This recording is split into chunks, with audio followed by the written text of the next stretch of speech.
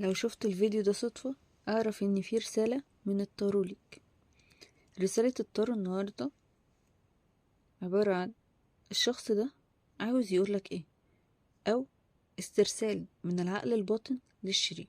اختار مجموعة من الاتنين، حط طاقتك عليها، او حجر من الحجرين. اختار بين الحجر ده والحجر ده وتعالى نشوف هو عاوز يقولك ايه. ركز طاقتك مع الحجر او المجموعة وتعالى نبدأ. اللي اختاروا المجموعة دي او الحجر ده، تعالى نشوف الشريك عاوز يقولك ايه. على الاغلب اللي اختاروا المجموعة الاولى او الحجر ده فهي طاقة منفصلين، او العلاقة دي منفصلين من فترة. الشخص ده بيقولك انا عارف ان انا وجعت قلبك اوقات كتير، كنت انا شخص اناني، كنت بحسسك ان انا وبس. انا ندمان جدا على طاقة الفراق اللي موجودة في الوقت الحالي في علاقتي بيكي، وفي نفس الوقت ندمان ان انا بقيت شخص مش فاهم هو عاوز ايه. عارف انك عطتيني الحب وقوتيني جدا، كنت شخصية متعايشة معايا بمنتهى الامانة.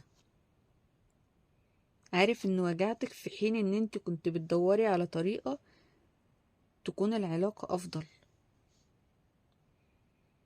انا ندمان، عاوز ان انا اتكلم معاكي، على الاقل نقدر ان احنا نقول للبعض حاجات كتير. يمكن لما اتكلم معاكي امور كتير توضح، امور كتير تبقى صريحة اكتر. عارف ان انا ما قدرتكيش، ما حسستكيش بطاقة الانوثة او بطاقة الحب اللي انت كنت بالمفروض تحسي بيها في علاقتي بيكي، ولا ان انت مرغوب فيكي. عارف انك ضحيتي، وكان للأسف كل خطواتك اتجاهي كانت من اجل الاستقرار. ايا كان الاستقرار انت كنت بتحاولي على قد ما تقدري في العلاقة دي. عارف ان انتي اي حد يتمنى وجودك، اي حد يتمنى ان انتي تكوني في حياته. برغم كل ده انا كنت بدمرك، او انا بالفعل كنت شخص مؤذي لدرجة ان انا ما حسيتش باوجاعك، فوجع على وجع وصلوك لمرحلة الانهيار. انا عارف ان انتي كنت بتحاولي على قد ما تقدري. ممكن تكون كانت محاولاتي ليكي مش واضحة، محاولاتي مبهمة، وده خلاني مش واضح ولا صريح، خلاكي حاسة بالوجع معايا، خلاكي حاسة ان انتي بتعطي وبس. خلاني انا شخص مركز مع الماضي وعنيد، شخص قاعد يبص على كل اللي فات مش مركز في اللي جاي. شخص من كتر ثقته بنفسه اتغر،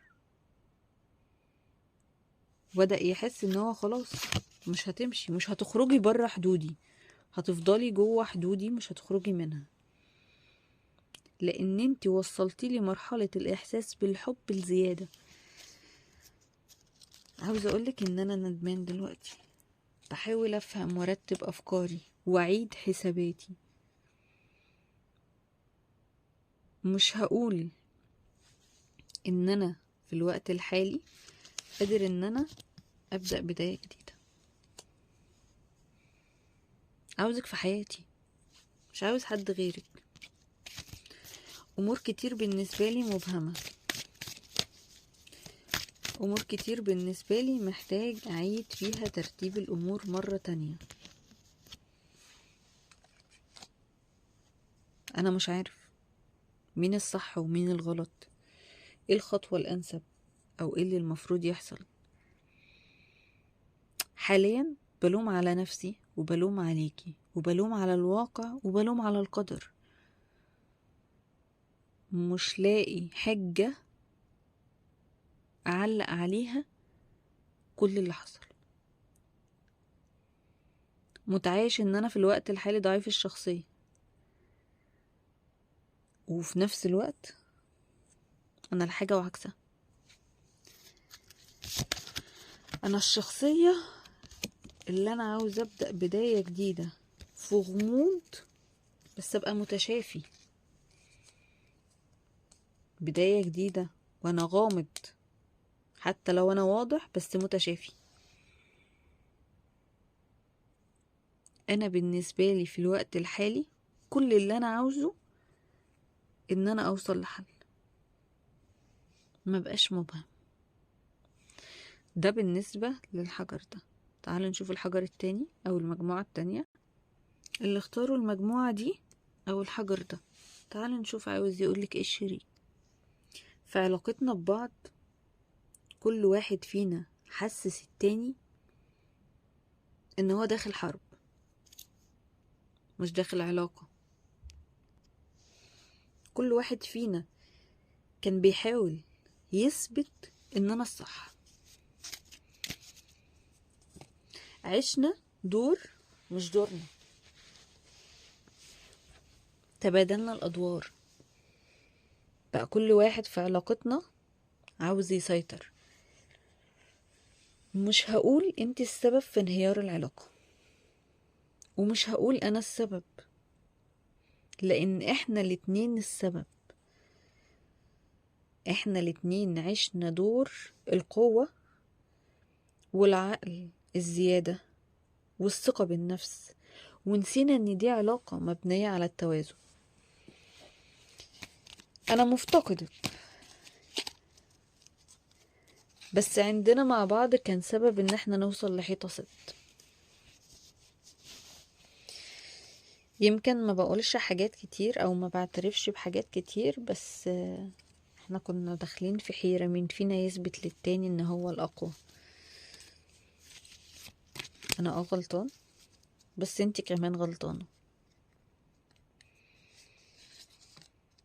كنا دايما محتارين مين فينا صح،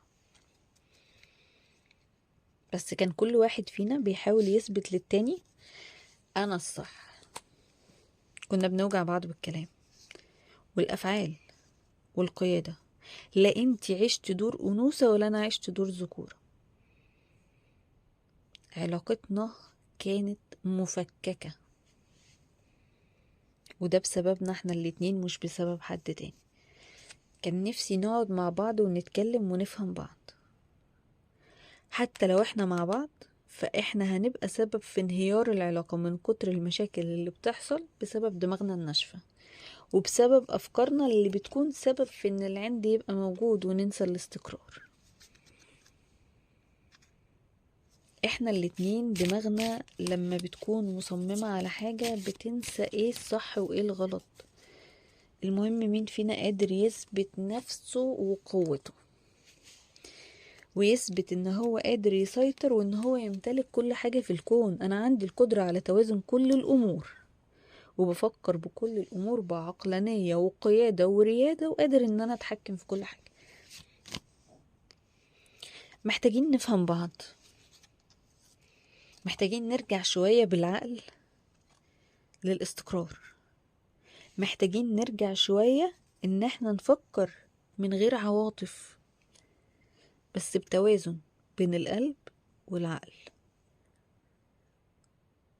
مش هيبقى عندنا اسلوب ان مين فينا هيأذي التاني ويخليه مشتت وبيفكر ويوجعه اكتر. لا، احنا عاوزين ان احنا نبقى حد عايش حياة مستقرة وكلها هدوء وعقلانية، ومن غير كمان تدخل حد في حياتنا، لان انا شايف ان تدخل المحيطين بينا في حياتنا كان سبب في تدميرنا. عاوزك موجودة، مش عاوز علاقتي بيكي تنتهي. انا ما زلت في طاقة انتظار لان كل ده يتظبط ويتعدل ونرجع مع بعض. انا مفتقدك حتى وانتي معايا، مفتقد الهدوء من غير ما نكون بندور على مين فينا يوجع التاني. بس انا متأكد ان الوجع ده مرحلة وهتمر، ان احنا هنرجع نستقر.